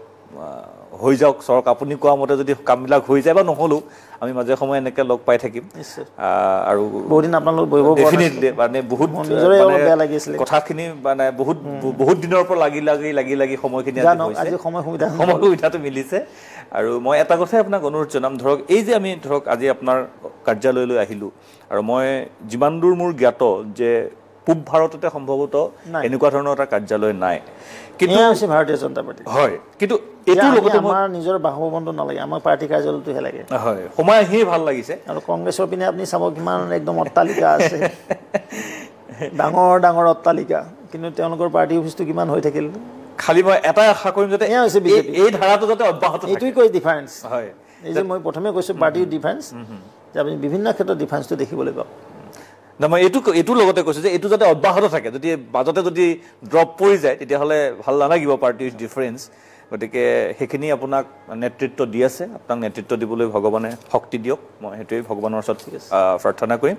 আৰু এইখিনি সময় দিয়াৰ বাবে মই বহুত ধন্যবাদ দিছোঁ। শ্ৰদ্ধেয় দৰ্শকসকল, সেয়া ভৱেশ কলিতা। কিছু প্ৰশ্ন আমি সুধিলোঁ, কিছু চৰ্চা চলি থকা বিষয়ৰ ওপৰতো ৰাজ্যিক বিজেপিৰ মুৰব্বী হিচাপে তেখেতৰ প্ৰতিক্ৰিয়া আমি জানিবলৈ চেষ্টা কৰিছোঁ, আৰু তেখেতৰ উত্তৰখিনি আপোনালোকে নিজেই শুনিছে। আৰু এই গোটেইখিনি কেনেদৰে গ্ৰহণ কৰে সেয়া আপোনালোকৰ বিশ্বাৰ্য। পুনৰ কৈছোঁ, এই অনুষ্ঠানটো আপোনালোকৰ বাবে, আৰু সদৌ শেষত বিদায় লৈছোঁ।